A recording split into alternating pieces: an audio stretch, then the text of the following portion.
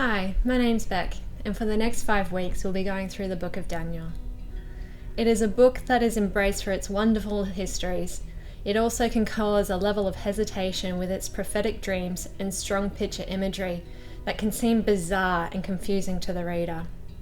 Physically, we locate Daniel in the Old Testament between Ezekiel and Hosea. If you open up your Bible, you'll likely land in Isaiah or Jeremiah. If you keep flipping towards the back, you'll find it. There it is. While there is speculation regarding the authorship of Daniel, I think it is reasonable to suggest that Daniel is the author. We are first introduced to Daniel as a young man between the age of 14 to 16. He was caught up in the first invasion of Judah by Babylon in around 605 BC. The book of Daniel then follows a 70-year period through to around 536 BC, where Daniel was an older gentleman.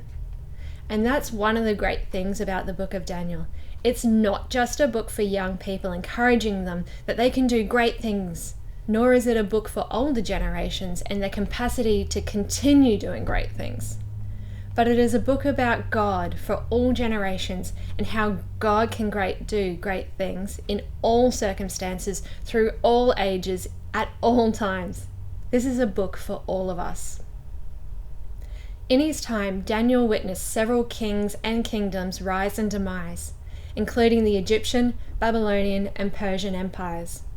He would have also heard of the destruction of the Solomon's Temple back in his home country in 586 BC.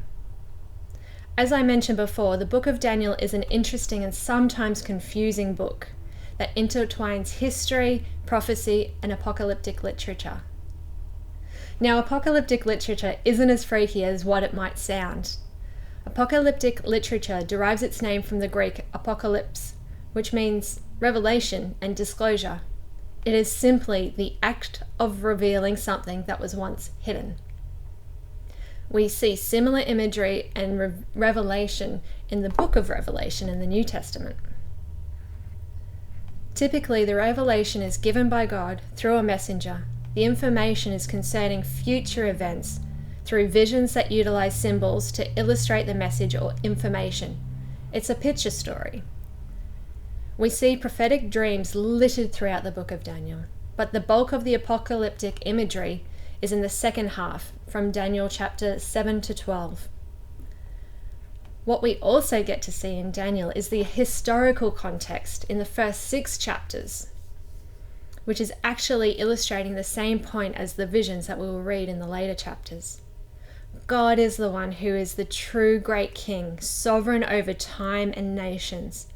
God is greater than any person, nation, and there will eventually be the triumph of God over kingdoms of the earth. So let's start with Daniel 1:1. In the 3rd year of the reign of Jehoiakim, king of Judah, Nebuchadnezzar, king of Babylon, came to Jerusalem and besieged it. We are introduced to a time, a people, and a place, the historical context of the book. To help understand all of this, we need to first step back a bit. Israel. It was a nation that originally comprised of 12 tribes who worship God as the one true God. At a point in Israel's history, Israel chose to be governed by the kings against the advice of God, as we read in 1 Samuel 8. Israel had a tumultuous relationship with God and their kings. Some kings were good and followed the ways of God. Others were evil and turned their backs on God. Eventually, there was a split within Israel. There were the 10 tribes in the northern kingdom, the larger Israel, who would later be conquered by Assyria and scattered throughout the nations, while Judah would last a little bit longer, and they were also comprised of Benjamin. This tribe of Judah is where Daniel is from. Jehoiakim was the king of Judah. In 2 Kings 23 to 24, 2 Chronicles 36, and Jeremiah 46, we read that at the time Judah was already a nation under the control of Egypt, who had placed Jehoiakim as king. Egypt, and subsequently Judah, were eventually seized by Babylon under the command of Nebuchadnezzar in 1605 BC. Babylon would eventually gain control of the larger Syrian-Palestinian area. Babylon, through its conquest in the time of Daniel, had become the dominating superpower, and Nebuchadnezzar was their king. Yes, Nebuchadnezzar was the king of a very powerful nation, yet Daniel presents an alternate perspective to the true power in the situation. And the Lord delivered Jehoiakim, king of Judah, into their hands, along with some of the articles from the temple of God. These he carried off to the temple of his God in Babylonia. Yes, Judah has been conquered. Yes, the temple of God has been ransacked. But this does not limit who God is and God's plan. Verse 2 reveals it is God who orchestrated history as such. It is God's sovereignty that is one of the main themes in Daniel. The author intentionally uses the word Adonai to describe God in verse 2, which most translations have translated into Lord. Adonai is a term that stresses the rulership and the sovereignty of God. And this sovereignty extends over kings and kingdoms, a repeated theme not only in Daniel but the Bible. It was God who gave Judah into the hands of Babylon. This was not a move our good and just God made lightly, but a move after hundreds of years of God's specific warnings through the prophets to turn back to Him, to seek Him, to come back to a relationship they once shared. The warnings were clear, yet Judah chose to follow their brother Israel and follow their own paths, which resulted in their exile.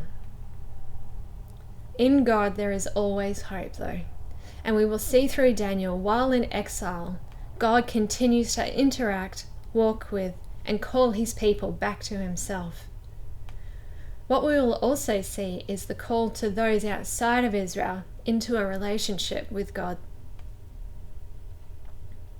The position of God and Nebuchadnezzar has been made clear in the first two verses. While the Babylonian Empire may be currently powerful, it will always pale in comparison to God and his plan for his people. We continue reading in verse 3. Then the king ordered Ashpenaz, chief of his court officials, to bring some of the Israelites from the royal family and nobility.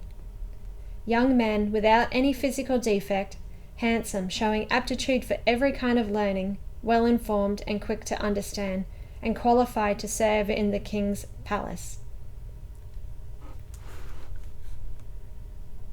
The exiles we meet in Daniel come from families of high social standing, Israelites from royal family or nobility. They would have known what it was like to have the comforts and luxuries as the ones in charge and being waited upon. They would have been already slightly educated in a time where that was something of a rich commodity. They were young men who were considered capable both physically and mentally to be immersed in Babylonian culture, in training to later serve the king of Babylon. This would not have been a light exercise. They were removed from their homes, from their language, rather than educated in the histories and rituals of Israel.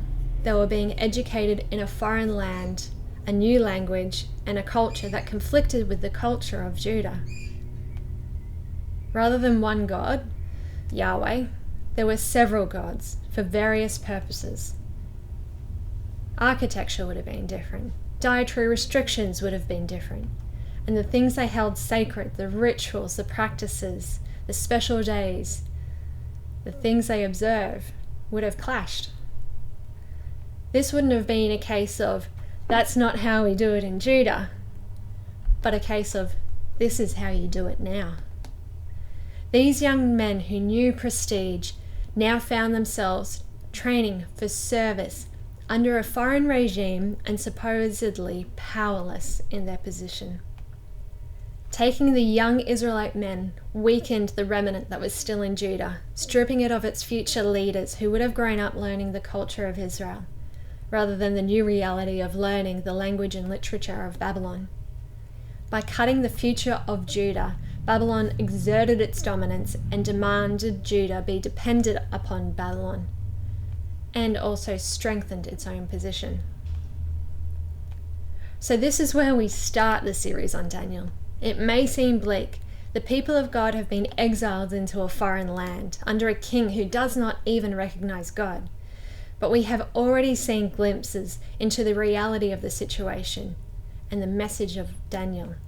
God is sovereign. He is king above all kings and Lord above all lords, no matter what the circumstances look like. No matter how painfully or topsy-turvy life has flipped around, either because of our own mistakes, the actions of others, or the nature of this fallen world, this is not the end of the story. We have a God who will walk with us through whatever we're going through and help us in hardship. Daniel's circumstances did not change. His life continues serving a foreign king in a foreign land. But in his circumstances, he experienced a relationship with God that sustained him and gave him strength and the ability to take on the adventure that he possibly did not ever envisage for himself as a young royal of Judah. We can draw courage from the book of Daniel, and my prayer is that while we work through it this month, our faith will be built up, that God and his moments shine brighter in our circumstances, whatever they may be. In your groups, I would love for you to discuss the similarities and differences you can see between today and the time of Daniel, and reflect where in your life you have already seen God move. I would also love for you to share where you might be struggling at the moment and pray together for those circumstances and those who are in them. For now, I'll leave you till next week. I pray you have a blessed week.